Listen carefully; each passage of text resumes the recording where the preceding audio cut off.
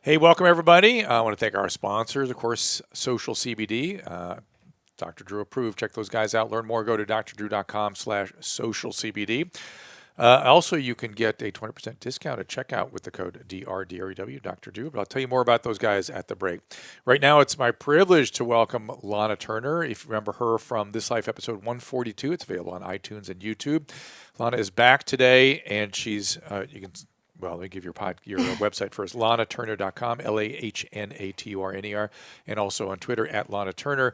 And I'm bringing it out because you're going to want to go to her website to see more about this documentary. This documentary is profound. Tell us about it. Yeah, we talked about it a little last time. You were doing a crowdsourcing for it last time you were here, and I didn't fully get what you were doing. I had an idea what you were doing, but now I've seen what you've done, and we're going to show you some footage in just a minute. You're going to see. It's going to take your breath away. I'm getting emotional just thinking about what I've seen. So, well, thank you. So what is this? What have you done? All right, so it is confusing because when I came back on before, we were actually crowdsourcing for the 1 hour special. So there was two projects. When my husband, Ralphie May, we have to rewind 4 years ago because I wanted to do a documentary to help him lose weight. And if we go back even more years before that, he and I were always approached for doing reality shows. Oh, no kidding. Yeah, that's interesting. We shot two, and some of that footage is in the documentary because we have footage that went back to like 20 years ago when we first got together. Goodness sakes. And but I didn't like the experience of having somebody else filming us, and especially the producers going, "Can't you do this? Can't you do that?" Ralphie said this. Ralphie said that. Well, the one of the documentaries it wasn't really, the one was more of a documentary than a reality show. The other was a reality show, and that I just really didn't like. But neither one of them ended up getting picked up. But every 6 months, because of our size difference and because we're both comedians, we got approached to do reality. Well, let me talk about Lahna's comedy first. Okay. So you can find Lahna's an actress. She's a comedian. She's a singer. And as we said, she was married to Ralphie May. The documentary is, wait a minute. Love You, Ralphie, a stand-up comedy special. Is that a different thing? That's the stand-up special. So that's where the confusion is. Okay. So I want to get your stuff out first. Where can people find out where you're performing? My website, LahnaTurner.com, and then I promote on social media. And so the stand-up comedy special is what we were raising money for last time. Love You, Ralphie. Love You, Ralphie. So yeah, we filmed a documentary of him 4 years ago. Well, maybe more now. It's been all the years and time starts to blend together. But yeah, he wanted to do a reality show back then, and I was like, no way. So we hired Kat Reinhardt, who is a friend of ours, bought a camera and put her on the road with him, and she shot a lot of his stand-up. But it was also meant to be this other project that, I knew back then, I was like, dude, you got to get this weight off your body. You're not going to be around much longer. And that was the other documentary. And like any good film like that, it doesn't end where you want it to, and that's why it's a good story. It's verite. It's really what happened. And it got let's take it slow because it goes. I think most people know Ralphie's no longer with us, and it goes through all that. It goes to that place and beyond. Yeah. So the confusion about Love You, Ralphie. The documentary is actually called What's Eating Ralphie May, which I didn't love the title. I love it. I'm so glad you do because I think it's the only title. It's the only title. It has to be this title. Well, the beautiful thing about that I don't like it is that I also I gave up all control of the edit of the film because while it was supposed to be a film about Ralphie and that was the project that I started, it ended up being a lot about me as well, and so I didn't and the kids. Too much about the kids. Well, but yes, the kids are a huge part of the film, and I say too much because they don't, they're young, and their participation in this is going to change their lives a little bit. Probably. They're going to grow up and they won't be recognizable as those kids one day, right? Right. And even probably now, frankly. Right. That's most of that was 2-3 years ago. Yeah, they've doubled in size. Yeah, right. And do you ever talk to them about consent? Are they comfortable with it? Do you ever discuss it with them? Yeah. Well, yeah, but they're little. They don't really know what it all means. Yeah. Yeah. But it could be worse. They could be Bert Kreischer's kids. because trust me, it's worse. I just ran into them at the roller rink. Oh, that's too funny. Just randomly. That's too funny. But look, this project. When Ralphie passed, his finances were not in good shape. So this is helping them stay in their lives and in their school. And As a parent, I'm making the choice that I want them to be able to not have to leave their home, and there's and it's a difficult choice, but I think it's the right one for them in the long run. I'm having a bit of a Rorschach experience. There's a lot I want to get into. I'm having this sort of, because I watched the sizzle, which we're going to show you in just a second. I had an emotional reaction to that, and I'm having a flashback to me walking with a friend down the Las Vegas Strip and going, "Oh my God, Ralphie's is got a residency at the Bally's. I have to go." We literally found our way to a stage manager and bum rushed the whole operation in the middle of the day so we could get in to see him. And he was very kind, and we saw him backstage afterwards. I saw him at the casino afterwards. He was not gambling. He was not drinking. He was not doing anything. He just going home. And he was his gracious self, and he was his freaking hysterical self on the stage. And I thought, oh my God, he does this night after night, and he just delivers like that every night. He destroys. Yeah, he was a force. I also saw him. Okay, I'm just going to go with my emotions in this because I'm having all this flood of feeling about him because I really was an admirer. I saw him at you may remember this night, at the Shrine Auditorium. K-Rock had a April Foolishness, and it was full. This is like couple thousand people, right? And he had that audience. I've never seen anything like it. Waves were going. Like people were like what? But it was going through the audience like waves. Could you see that? Did you stand backstage or anything? Or have you seen that before? Oh yeah. I've never seen anything like that in my life. And because I was out on the side and I could see these, it was like human energy. It was the craziest thing I've ever seen. And you both came on Loveline that night or the next night. Oh, yeah, I remember that. Yeah. And I don't think I'd ever met you before. That was the first time I met you. And I brought it up to him, and he goes, yeah, it's crazy, man. He's like, that's crazy, right? And I go, yes. It was like nothing. Did you remember that? Do you remember seeing that? I do. It was like, maybe my memory is more vivid than the reality, but I was like, oh my God, he's destroying this audience, but not like everybody dying. It's like it was in waves. I've never seen anything like that. He was amazing. Yeah, amazing. And then I saw him in Las Vegas where he's doing the same thing every night. It was different. It was different, but destroying still. Just a force to reckon with. Yeah, he was Where did super that come talented. from? Where did that come from? What do you mean? Where did that come from? His ability to control just an God audience? given? Was that just? Did he know? Did he think about it? Did he talk about it? He did stand up for so many years. So I feel like stand up's one of those things that if you do it all the time, you get better and better at it. But he was very, unique. very good. Yeah. He could command a room. But it was storytelling, and it was almost Richard Pryor poetry stuff, Yeah. And he was definitely look, he was an amazingly talented comic. But did he talk about it, what he was doing? Did he have a philosophy he was following? Or just... He had certain things that he did on stage to encourage an audience. Just one really small thing is if he's got the audience in a really good place where he knows that he might be able to get a standing O, he started to do like this towards the end of his act. So he could encourage people So as like part of priming, his motion, but it's a subtle thing. It's a priming. It's called. Yeah. It's priming the audience. Yeah, That's interesting. little things psychologically that you Yeah. can do in front of a crowd that kind of gets them to give you the reaction that you want. Oh, that's interesting. He had a few tricks like that. What else? Give us more. Oh my gosh. I'm trying to get, performing left, right, center punch, left, right, center. Be able to get the crowd, so you sweep the crowd, making eye contact, talking to your best friend in the back of the room, so everyone feels like they're connecting with you. That's very interesting. Yeah, I think that's good for public speaking, I would think too. Not just comedy. Yeah, and being relaxed on stage, walking up there. Also, the moment you walk on stage, just knowing that you're going to connect with this crowd, giving the audience the comfort to know that you're there. There's different ways that you can walk out on stage, right?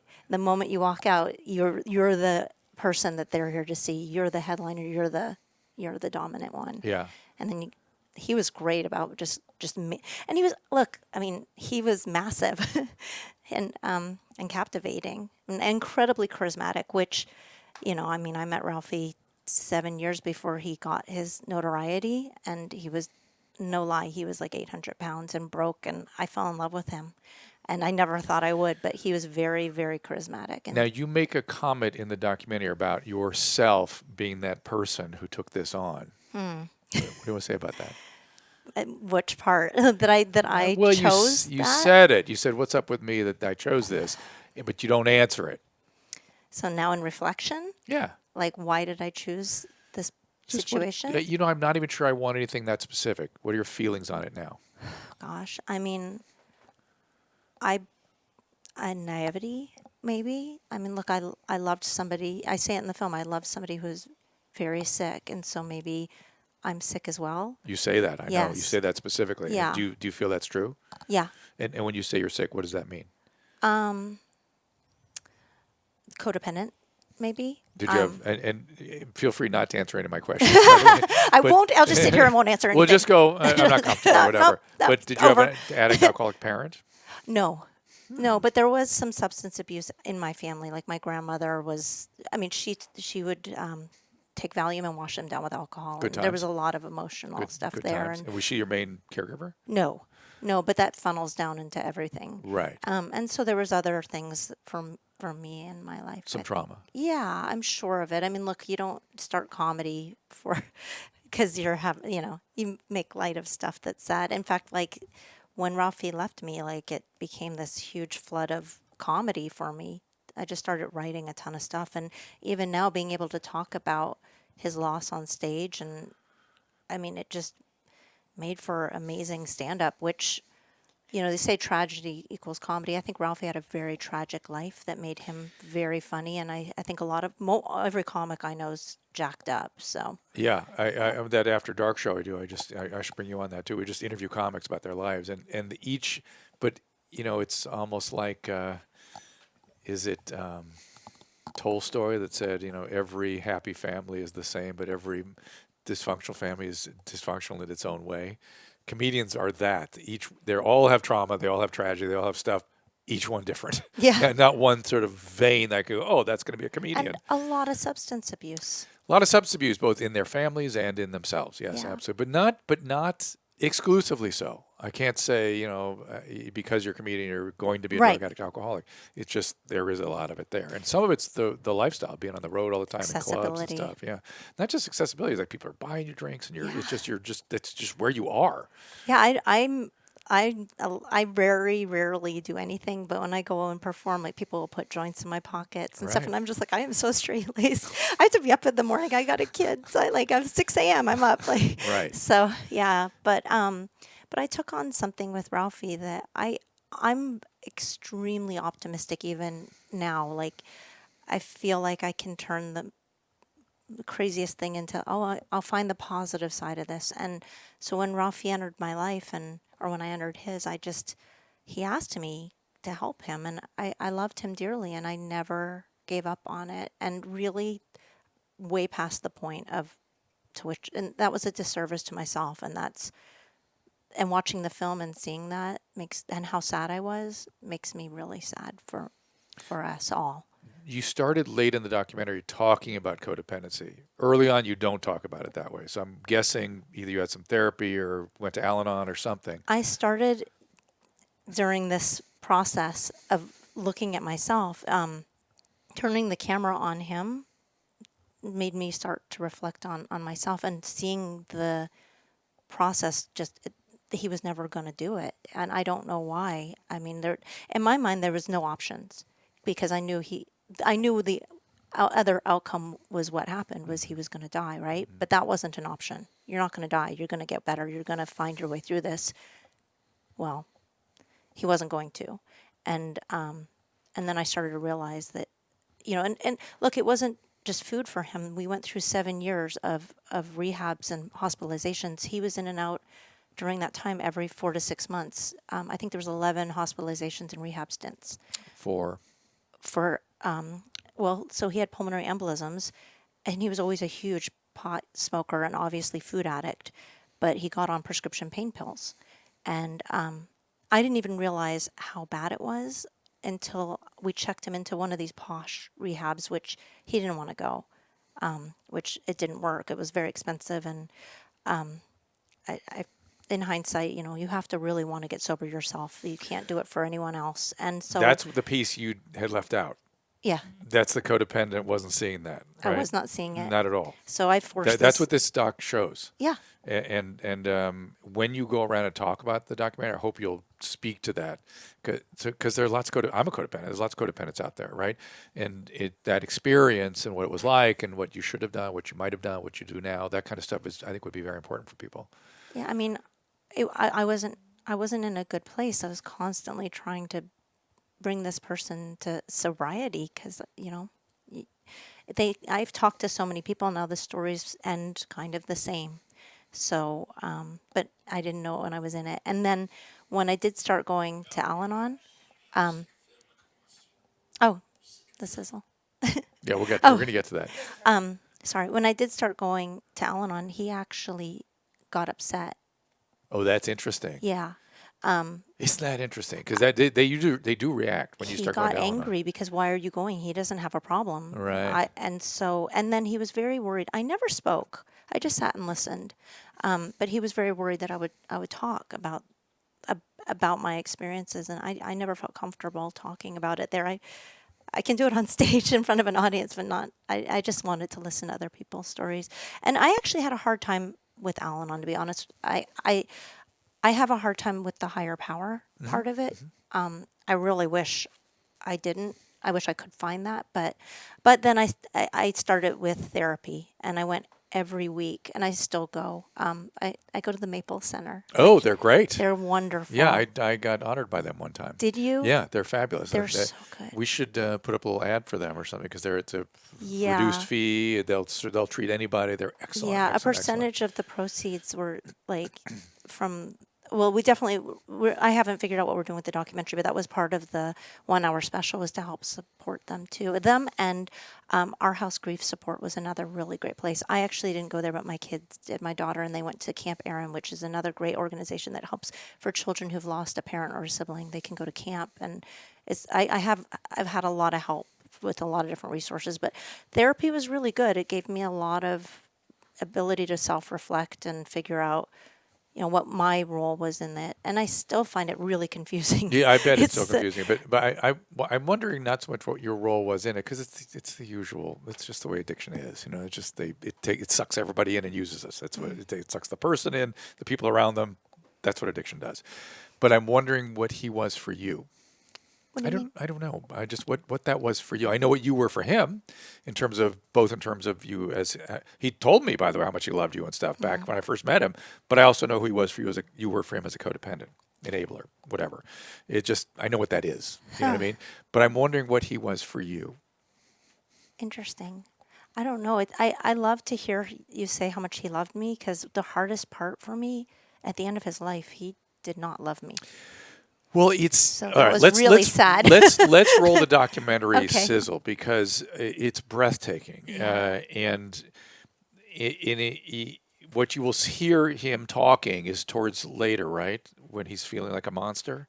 It's towards the very end of the shoot, you mean?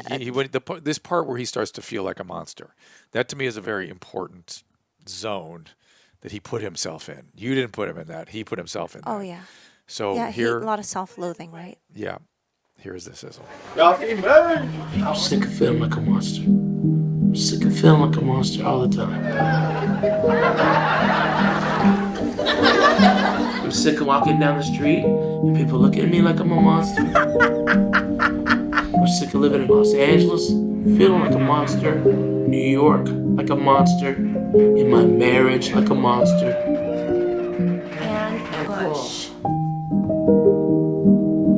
When I first met him, I thought, this is a simple fix. 2.5 pounds a week, right? How many years ago was that? 16 years. I'm tired. I'm tired.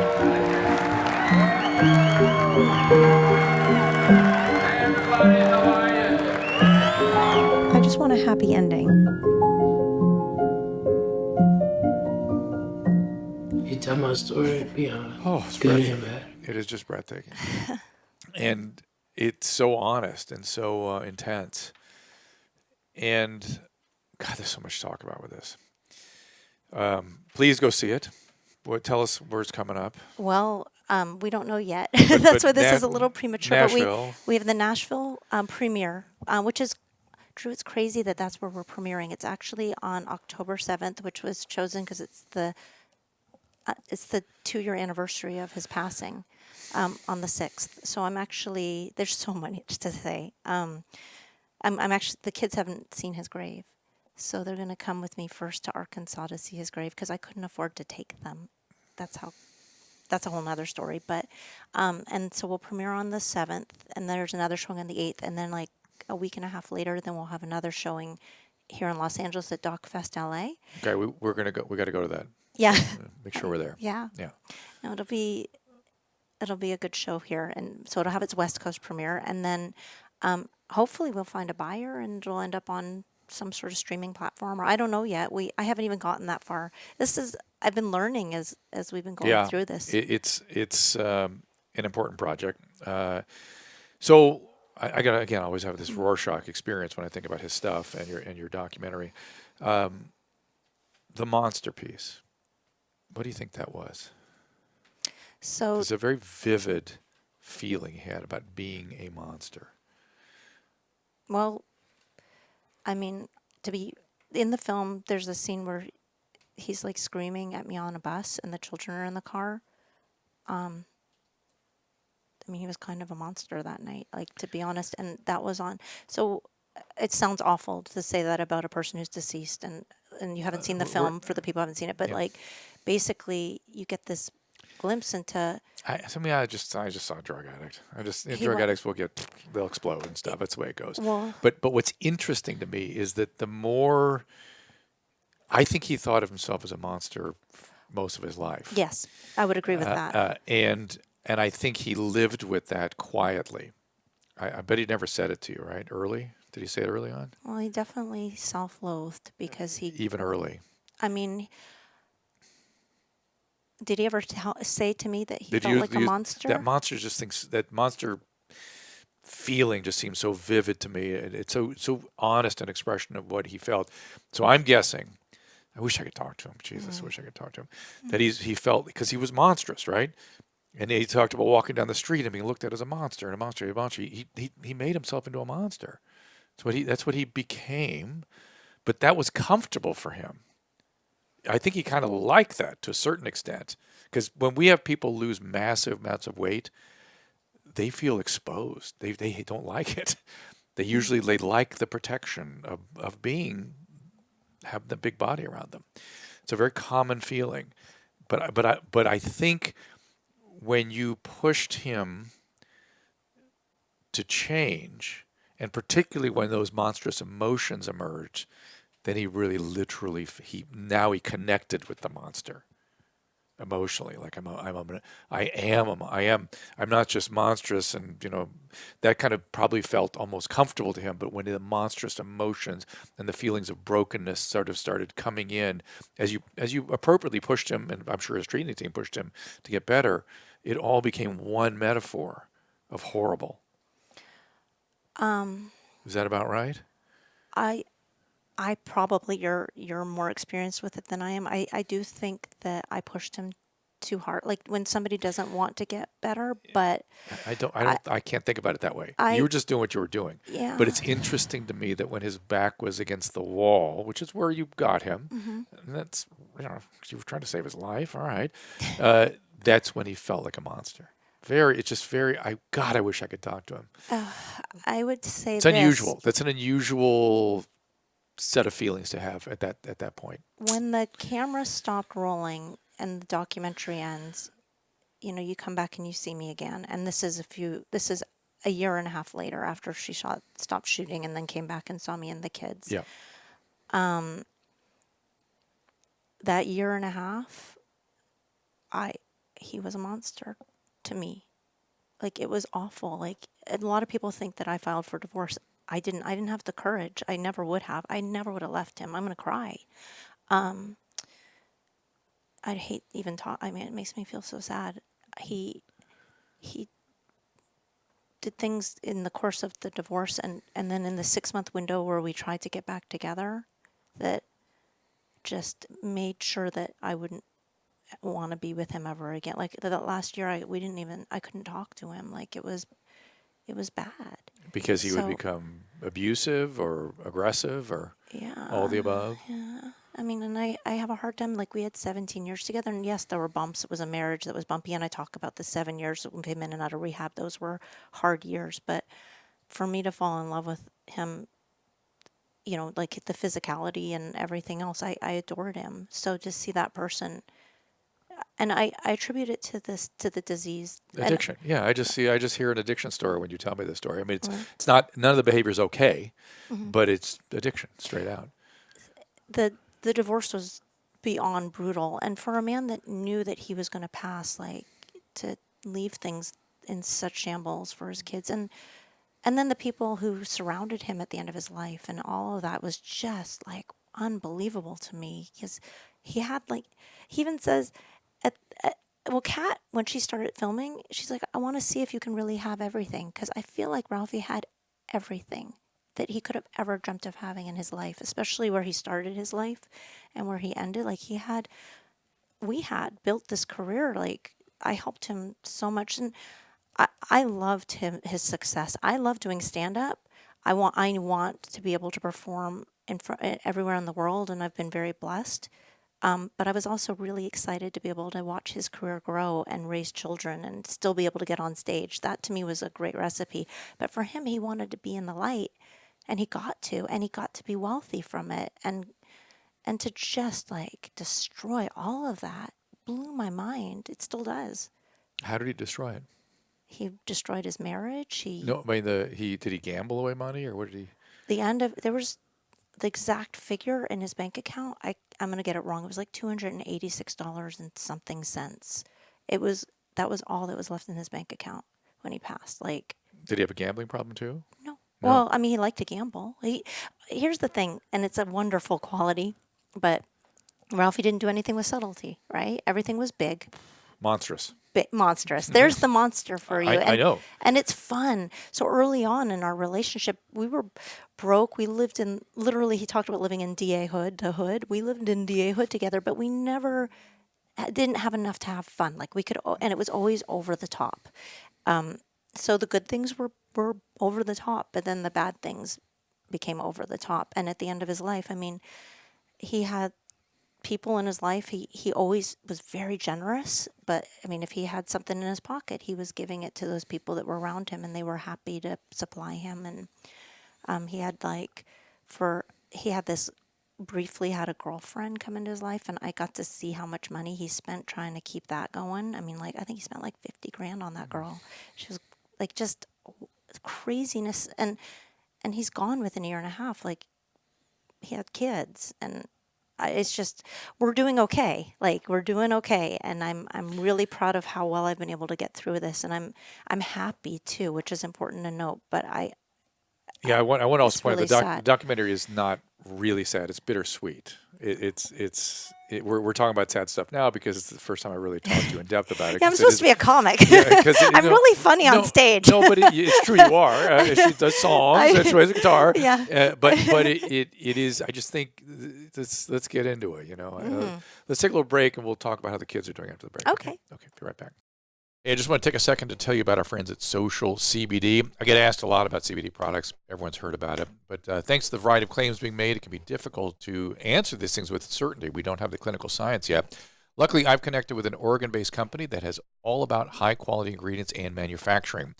Not hype. They were previously called Select CBD, but they've just relaunched their brand as Social CBD.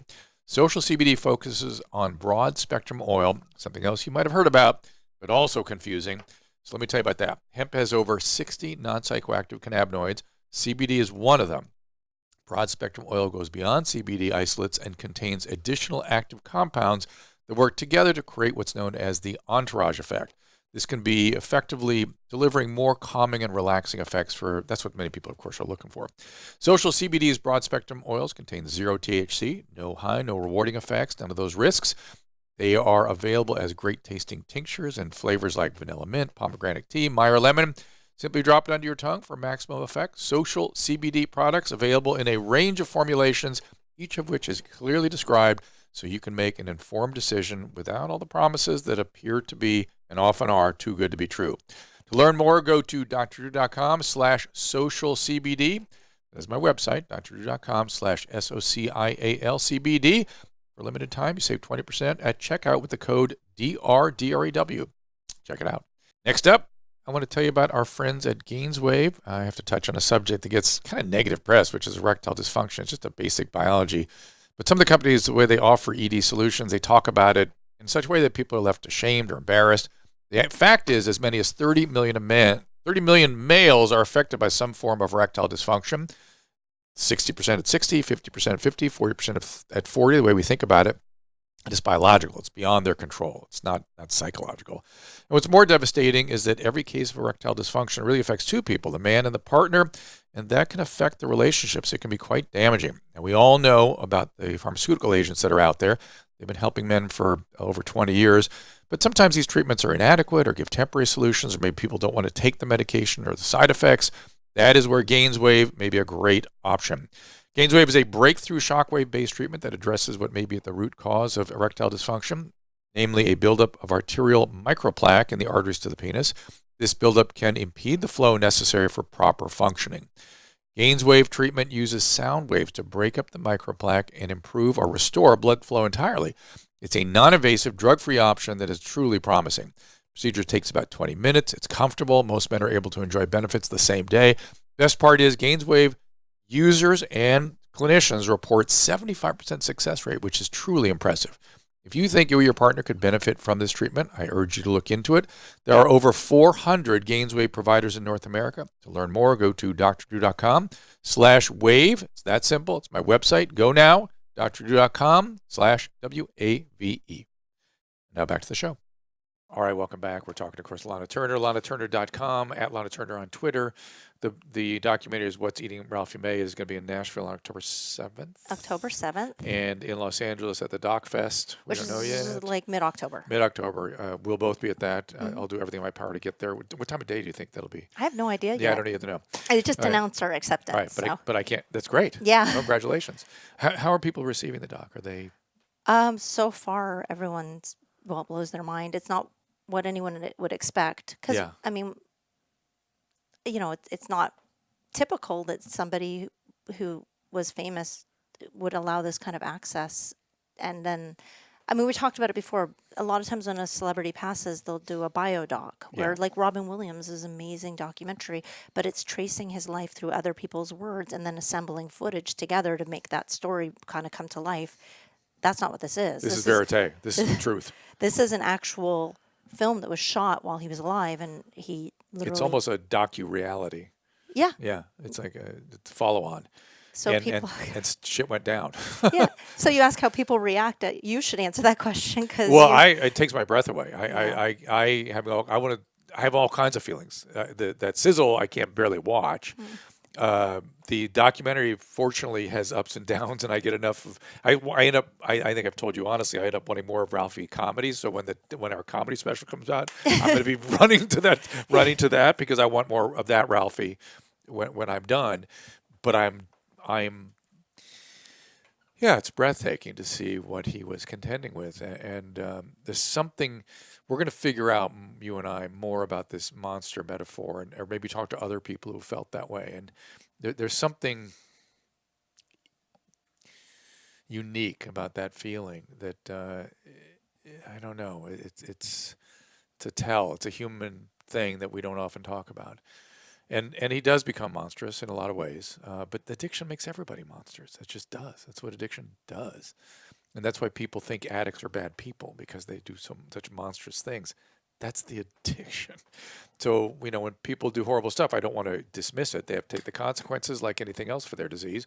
Could have lost the weight, could have gotten better sooner. He didn't do that, right? So it's on him where it went. But the actuality of what they do, it's because of the disease. So how are the kids? They're good. I was going to say, I hope that the film helps people because like what you were saying, if this is a common thread. Yeah. And it already has. I have a few people who saw the film. One of my friends that came, he immediately stopped eating sugar because he said he's totally dependent on sugar, and I think it does have a positive impact. But I hope so. It's going to be different than you think. I think it's not going to be about addiction so much, where its impact's going to be. Codependency. Well, codependency Yeah. will be about that. Maybe so. Codependence will get something out of this. Yeah. But I see it as something more. I don't know. We're going to find out when people see it. So the kids. Yeah. So the kids, how are they doing? Because one version of what I was experiencing in the documentary was through the kids' eyes. I was experiencing it through them. I was experiencing it through you. There were like 3 points of view I had in the documentary. It's me as a fan, you as a wife, and then the kids and what they were seeing and experiencing. Oh, I'd love to hear what you feel they were. I mean, I worry about them all the time. I'm sure they had some trauma, right? Yeah. But it's like every child of an addict. They just want their mom and dad to be okay. That's what they want, and they in some respect feel responsible for what's happening always. But with what you're doing with them, with the camps, you get them through that pretty easily. I hope so. Yeah. So they've been in therapy consistently for like 3 years now.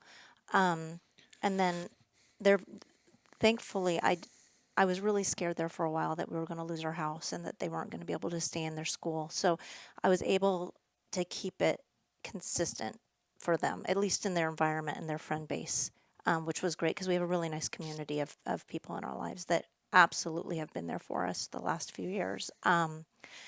So they're doing pretty good. I mean, they're happy. How old are they now? April just turned 12 and August just turned 10. Oh boy, you're heading into it, getting the teen thing going. Yeah, but the therapy will really, really help. It yields dividends. It just does. I've seen them both be amazingly Are they at Maple Center too? Yeah. Oh, fantastic. Yeah, they are, and they love it. They've been really good. At first, I had to convince them that this was going to be the greatest place on the planet. It's going to be so much fun, and then they're sucked in. But it's really good. And then our house, the grief support. There's two things that happened to them. One, they lost a father that they didn't have. He wasn't an involved parent for years leading up to him. Then he left the marriage, and the divorce was really hard for them because he would no-show all the time. Like there was crazy stuff that went on during that year and a half. He would come to LA and he would make an appointment to see them, and they would wait for him and he just wouldn't show up. It happened over and over and over again. So then they got to feel this like rejection. But I will tell you what's going on with him, though. What's going on with him is he's using and he feels ashamed. Mm-hmm. And he can't face up to that. Without a doubt. I mean, it was really sad. But it's, to see these little kids, it's so sad. And then the blame of that he would put on to me. Like, he used to tell people that I kept him from his kids all the time. And I never kept him from his kids. Like, there was a point in which we had to go to court to establish his visitation because he was making me crazy, because he would say he was coming and then he wouldn't, and he would make an appointment to see them and then he wouldn't. So the judge had to give him a window to which he could, and then he still had a really hard time in those guidelines. But yeah, when he was acting monstrously, when you think about that time, how do you feel? I mean, like during, like imagine that time when he's acting monstrously, whatever that means for you. What are the feelings that come to mind for you? How do you experience yourself? What are you feeling during all that? I mean, sad, angry, hurt, crying, like everything. But eventually I got to a place where I just severed. No, I get you. That was actually healthy stuff when you started doing that. Yeah, it felt better because I could take control back in the. But I'm having an experience I want to share with you that when I see you talking about those monstrous times, I don't know what else to call them. Okay. We're just using his metaphor. The word small comes to my mind. Okay. Does that mean anything to you? For me to feel small? Yeah. I mean, I just don't. It's really hard for me to understand why it would have gone down that road. And when you explain it, it's just addiction and it's the disease, then I understand it. But, when you love somebody and you give them all those years of your life and children, and then they just treat you like that, it's not okay. You feel awful. Yeah, it's awful. It's not okay. So every emotion, and I've had women and other people talk to me so I know it's a common experience. Yeah. It's nothing. I want to be very clear. Nothing okay about it. Yeah. But it's alcohol. It's addiction. It's that's how that works. And Ralphie was so loved, and that's the other part. Like you saw him in Vegas. Like he was amazing, and he was so sweet to everyone. Yep, So he was great to us. So I don't want to focus on him being mean to me or whatever because. But why would I say the word small? Why does that come to my head? Because he was so big. And did that make you feel small? That he was so big. I mean, did you feel little and small and scared when he would get like that? I was terrified for so many reasons. I mean, look, he was really angry at me, Drew, and all I did was try and help him, and now I understand. He was hating himself, and I was the person that he could take that out on. But I mean, he really took it out on me at the end. So that's not in the doc, but it's in a somewhat public space because he did it publicly.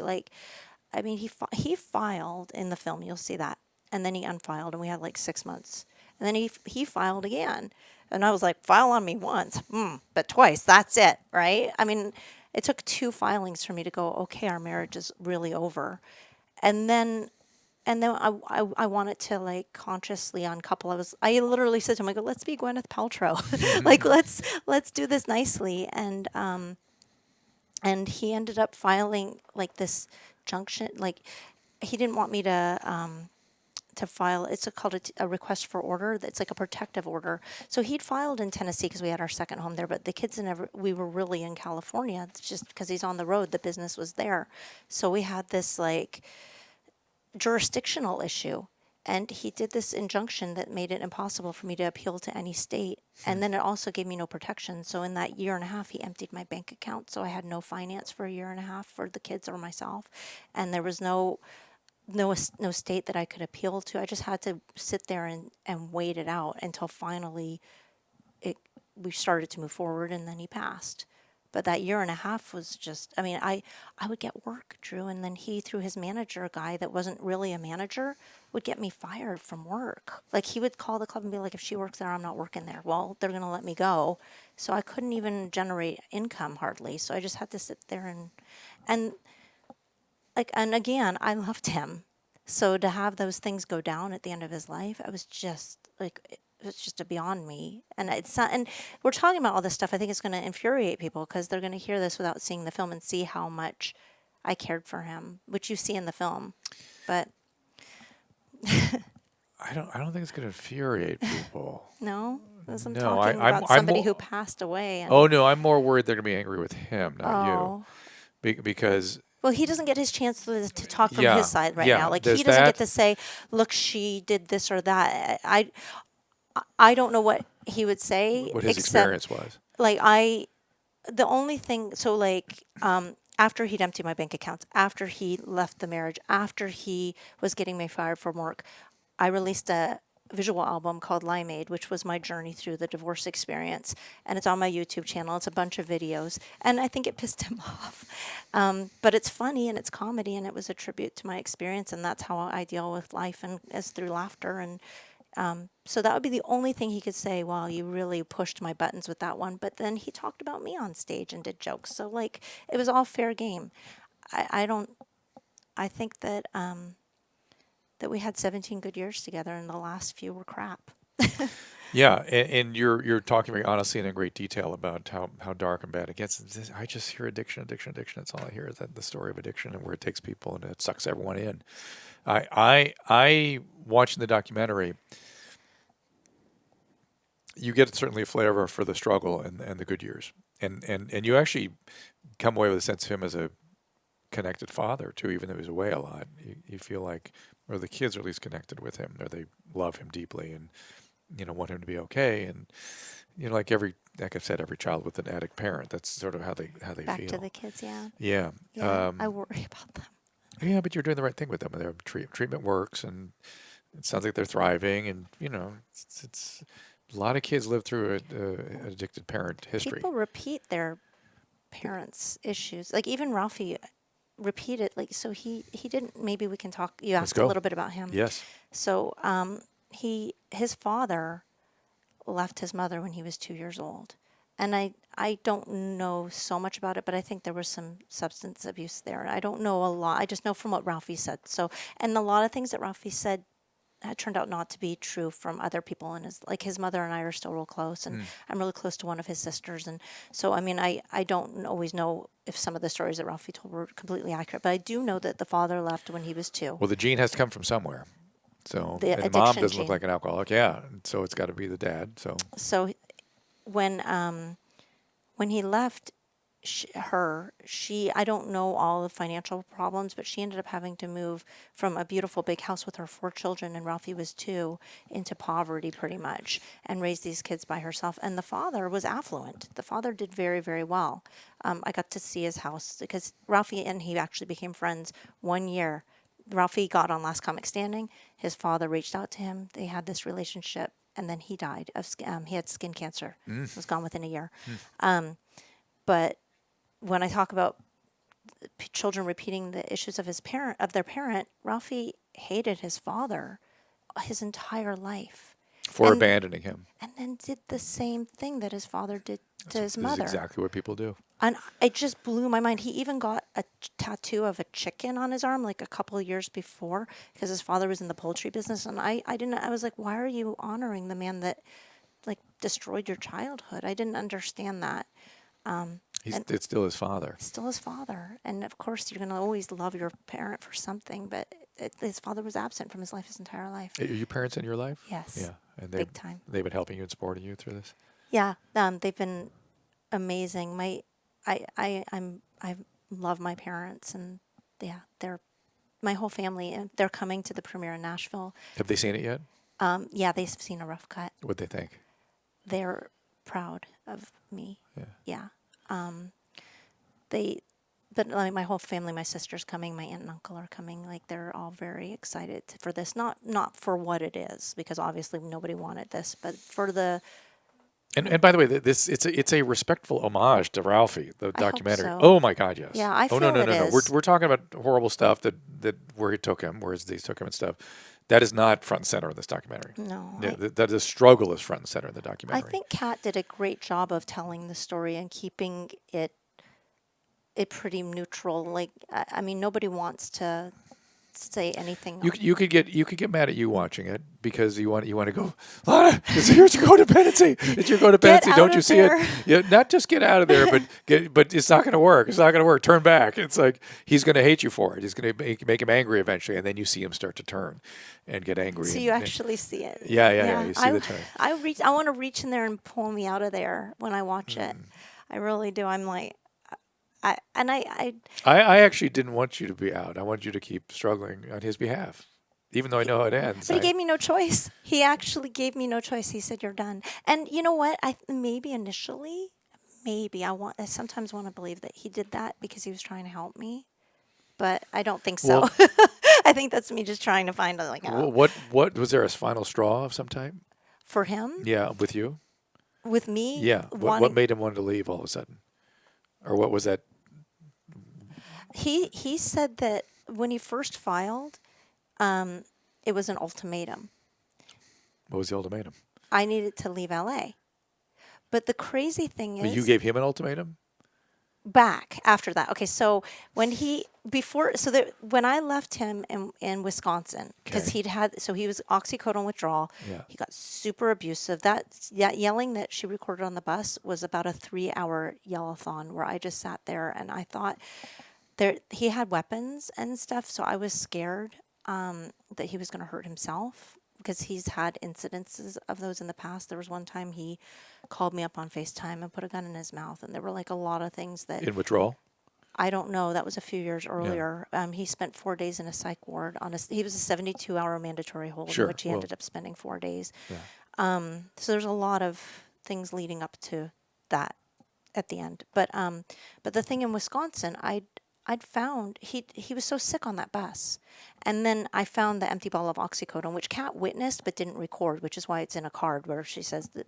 And I confronted him, which started that abuse tirade. of just, yeah. And I was scared, really, really scared. And I took the kids and we flew home the next day. And I had a week in which I was in LA. And he was in Nashville. And I knew he wanted me to come to Nashville. So I had a friend of mine, a realtor, come over and give me the value of our house for rent or for sale. And I had the book here. And he calls me and we're talking. We have a really sweet conversation. Kat actually recorded it. She's in the house. It's not in the film. But in which he says to me, I want you to come to Nashville. And I said, well, I've already done this research knowing that that's how you felt. And I'm willing to do it, but you have to get help. Like, you have to get off this stuff and you got to lose weight. And because I'm not going to spend another year of my life. And I don't like Nashville, but I'm married and we have a family and I'm willing to do what you want if you're willing to come to the plate. And it was a really sweet conversation. And we got off the phone. Kat turns off the camera. She and I are talking and an email comes in my phone. And it's a super weird, like, cryptic email about how I must not really love him and how, like, it's, I don't even have the email.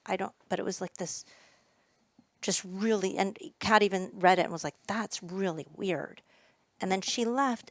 30 minutes later, I got served with divorce papers. So he knew the divorce papers were coming when he called me. And I was doing exactly what he wanted, which was, Very it confusing. was such a brain fuck. Like, Yes, just, so now I got served with divorce papers. And you see then April says in the film, Mom's been upstairs crying all day. I lost it. Like, divorce wasn't an option in my mind for us. Like, you get married, sickness and in health. Obviously, he's sick. We're going to get through this one way or another. But I got served with papers, and I was, yeah. But we tried even after that. So we spent the next few months, and then that was bad. It was really, really bad. Like, at the very end, the last time we were ever intimate, like, that was bad, and he hurt me, and, like, there's all this stuff, and some of it became public because a year and a half later I had to file this request for order in California, and they published this, like, thing in TMZ, which was, like, part of this huge, so because this is, like, a lot. I don't know if you want to hear all this, but please. Okay, so when he filed in Tennessee, and then I filed in California, there was this, like, window of time to which I had the opportunity to file this piece of paper in California, but divorce is a nasty business. And in the paper would outline all the different things that happened in the marriage. And you're supposed to put all this in writing. Your attorney requires it, right? Yeah. And in there is, hey, he put a gun in his mouth. Hey, he did, like, and it was pages of things of inappropriate behavior. And in there was this thing that he did the last time we slept together, and he hurt me. And so he called me up and was like, please don't file that paper. Let's have a friendly separation. And I said, that's great. Like, I don't want to file this. And so that's when he filed his paper in Tennessee, because I didn't file in California. So I spent that year and a half waiting for somewhere to go, in which there's just, like, nonstop him having the upper hand and me not being able to get any finance or anything. And then I finally filed, like, I got an attorney here who was willing to help me, and she filed a domestic abuse and restraining order so he could stop sending all these nasty emails and get movement. And that's when the judge came in and said, you have this many days to visit. And so we finally had some structure. Yeah, to our lives. And then, but unfortunately they published in TMZ, like, certain things that I never would have wanted to come public. And again, these are progressive things that you're dealing with. So it's natural that things got worse and worse and worse and worse. If they're not getting better, they're getting worse. They don't stay the same. They don't. I think everybody, when they go through, like, they deal with it in their own little bubbles. It just sucked that it became public. Yeah. Like, in such a, and now when I, like, see tabloids and I see things, I'm like, how did my life get in there? And then I read things about other people, I'm like, that's not true. Right. They are not listening to, like, they're not seeing the whole picture. That's, of course. Yeah. Of course. You're That's how fake news gets going. All you have to know to understand how fake the news is out there, just become the object of the scrutiny news. by the news, and you know immediately like, how fake it is. They vilified me, like, I'm sepia toned and, like, angry and like and just, like, really, like, I know. so Well, it's this is a very complicated story. Like, let's say I was treating Ralphie, I would be like, oh boy, we got a lot of work on here. That's like a big complex psychiatric, medical, all these things going on. Not uncommon. It's not uncommon. I got to tell you, I sort of specialize in people like Ralphie. And I think, again, the doc is very fair to this. It doesn't get into all the progression. It's just not necessary. It's just, to me, it's just all the progression of the disease of addiction, and it always goes to horrible places, and it always, especially with opiates, and it always kills people. It always does. If they don't get better, they die. The one thing I'd love to like being the looking on the positive. Yeah. I'd like to say for anyone who is dealing in the codependency that like it gets better. Like it can get better. It can get better anytime. But you're in as deep as the addict. Yeah. And so you too, much the way he was resisting, I'm sure you were resisting, and you have to like take your disentangle and go take care of yourself. You have to take care of yourself. Mm-hmm. You started talking about that in the documentary. You start to talk about that. Yeah. I started to try and take care of myself more. But you was funny, as I recall the scene. But your next breath was, and then we're going to get back to him and get him loosen the weight, get him on the treadmill. It's like, oh, yeah, I don't think so. Yeah, yeah. I really, and it wasn't just a fight with him anymore. It became a fight with the people that were surrounding him too. Like when we're sitting at that kitchen table, and they're all telling me that it's okay for him to sleep 22 out of 24 hours a day, and that or the guys that are like, I'm so stupid because I'm standing outside. We're talking about soda, and I'm literally think he's only had a soda, and the guys are like, it's pouring out from behind the car and rolling under the tour bus because they have so much soda they can't even carry it all. And I mean, they were just all like. To me, the preoccupation with the soda was sort of a metaphor. It was. Yeah. It is. Yeah. Yeah. Because it was like, oh, you're worrying about the soda. I think there's a bigger. No, but here's the thing: the soda was so bad for him because he had gastric bypass. No, I understand. So it was like eating his insides. I get it. So, I get why you were concerned. Yeah. But it became such a metaphor for a bigger monster that is on his back. Yeah. You know. So. I can't wait for people to see the film so they understand the context of all of this. I can't wait either. I really want them to see it. And I'm hoping our conversation today really whets their appetite to see it, because you will see Ralphie May in all his funny and in all his poignancy. I mean, it is a deeply poignant. I think that's where all the funny came from.